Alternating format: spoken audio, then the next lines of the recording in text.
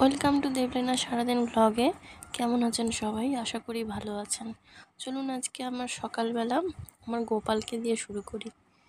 গোপালকে জাগিয়ে নিলাম, এবার ওকে ফ্রেশ করে নেব, মুখ টুক ধুইয়ে। একটা বাচ্চাকে যেভাবে কেয়ার করা হয় ওই রকমভাবেই আমি করি। একটু গা হাত পা মুছিয়ে নেব, গরমের দিন তো ওরও তো গরম লাগে, তো গা হাত পা মুছিয়ে দেবো একটু ভিজে গামছা দিয়ে, তারপরে শুকনো গামছা দিয়ে মুছিয়ে দেবো। এরপরে জামা পাল্টে নেব, জামা পাল্টে ওকে বসিয়ে দেবো সিংহাসনে। তারপরে ওর সকালের টিফিন ওকে খাইয়ে দেবো, একা একা তো খেতে পারে না, খাইয়ে দেবো। তারপরে জল খাইয়ে দেবো। হয়ে গেল আমার সকালের কাজ। এটা দিয়েই আমি শুরু করি সকালবেলা। একটু ঘর মুছে নিই, ঘর মুছে নিয়ে চলে যাব স্নান করতে। স্নান করে এসে আবার পুজোর কাজ। পুজোতে আজকে অনেক কটাই ফুল পেয়েছিলাম, তো ফুল দিয়ে সাজাতে খুব ভালোই লাগে। অনেক অনেক ফুল থাকবে আর সিংহাসন ভরে থাকবে ফুলে, খুব ভালো লাগে আমার। তো পুজো দিয়ে নেব। গোপালকে স্নানও হয়ে গেছে, করানো, বসে আছে চুপচাপ। তো এখানে আগে করে নিই, তারপরে ওপাশে যাব।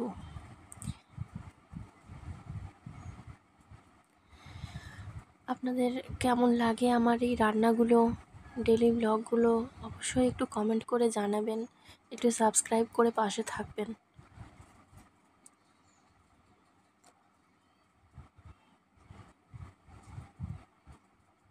ওকে এবার দুপুরে স্নান করিয়ে নেব। আমি প্রতিদিনই প্রায় স্নান করাই, খুব বৃষ্টি পড়লে তখন একটু গা মুছিয়ে দিই, ঠান্ডা লেগে যাবে বলে। তো আমি এমনিতে প্রতিদিনই স্নান করাই, আর এখন তো করাতেই হবে, এখন যেহেতু গরম পড়েছে সেই জন্য প্রতিদিনই আমি স্নান করাই। আর সকালের টিফিন, দুপুরের মধ্যাহ্ন আর রাতের ভোগ আমি আলাদা আলাদা করে দিই। কোনো দিন আমি একটু ছোলা ভাজা দিলাম, কোনো দিন একটু নিমকি, কোনো দিন একটু বাদাম পাটালি, কোনো দিন একটু নাড়ু।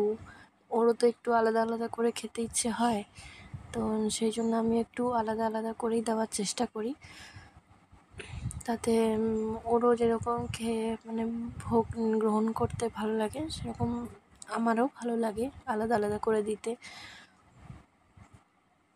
চলো ওর সিংহাসনটা, ওর আসনটা একটুখানি ফুল দিয়ে সাজিয়ে দিই, তাতে দেখতে ভালোই লাগে।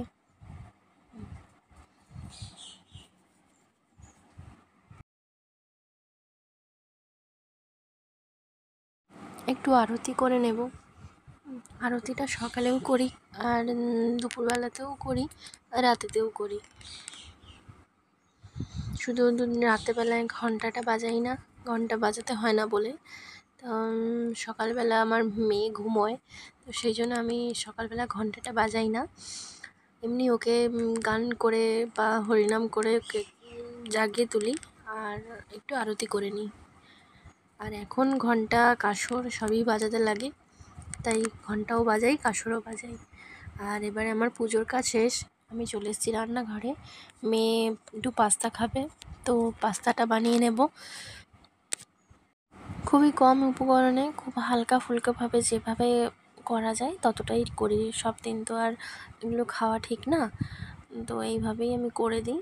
তো ফুটন্ত গরম জল একটু নুন আর তেল দিয়ে দিলাম, আর এবার ওই জলটা একটু গরম হয়ে এলে একটু পাস্তাটা আমি দিয়ে নেব। পাস্তাটা প্রায় 60% কুক হয়ে গেছে। তো এবার আমি ওটাকে নামিয়ে ছেঁকে নিয়ে অন্য পাশে রেখে দেবো। আর এবার একটু কড়াইতে তেল দিয়ে একটা ডিম ভেজে নেব। ও পাস্তা দিয়েই ডিম ভেজে দিলে পাস্তাতে ও খেতে ভালোবাসে। ডিমটা ভেজে নেব, ডিম ভাজা হয়ে গেলে আস্তে আস্তে করে তুলে নেব।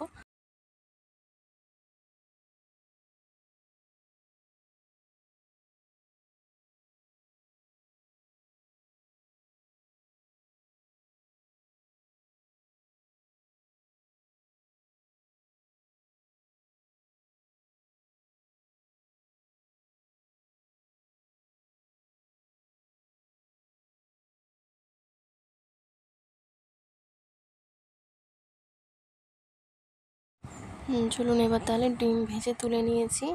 আবার ওই কড়াইতে একটু তেল দিলাম। এবার 3-4টে কুচি রসুন আমি দিয়ে নেব। রসুন দিয়ে ভাজা ভাজা হয়ে গেলে এবারে পেঁয়াজ দেব। একটা পেঁয়াজ দিয়েছি, এই একটা গোটা পেঁয়াজ দিলেই হবে। এবারে কোয়ান্টিটি অনুযায়ী আপনারা পেঁয়াজ রসুন এটা দিয়ে নেবেন, যে যেরকমভাবে খান। তো পেঁয়াজ দিয়ে নিয়েছি, পেঁয়াজটা এবার একটু ভাজবো।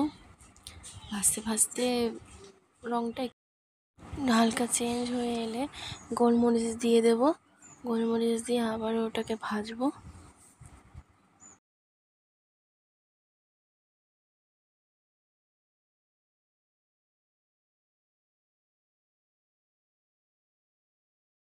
তারপর দিয়ে নেব ম্যাগি মশলা একটু টেস্ট আনার জন্য।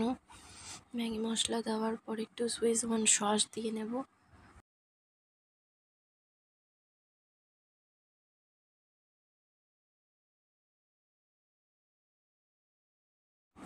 সসটা আমি 3-4 চামচই দেবো, বেশি দেবো না, কারণ এইগুলো খাওয়া ঠিক না খুব। তো সস দিয়ে আবার একটু জল দিয়ে নিয়ে একটু ফুটিয়ে নেব জলটাকে। তারপরে পাস্তাগুলো দিয়ে দেবো, দিয়ে একটু নাড়াচাড়া করব। নাড়াচাড়া করতে করতে আবার একটু টমেটো সস অ্যাড করব। অ্যাড করে ভালো করে ফুটে উঠলে নামিয়ে নেব। তো এখানেই আজকের ব্লগটা শেষ করছি। আবার দেখা হবে অন্য কোনো ভিডিওতে। ভালো থাকবেন সবাই, সুস্থ থাকবেন, সাবধানে থাকবেন। দেখুন এইভাবেই এরকম এসছে পাস্তাটা, খেতে ইয়ামি হয়েছিল, দেখতেও টেস্টি। দেখুন বাচ্চাদের জন্য এটাই ঠিক আছে। তো এইভাবেই আপনারা সহজেই বানিয়ে নিতে পারেন পাস্তা। এবার দেখুন এটার ফাইনাল লুকটা, লাগছে তো দেখতে ইয়ামি। সবাইকে ভালো থাকবেন।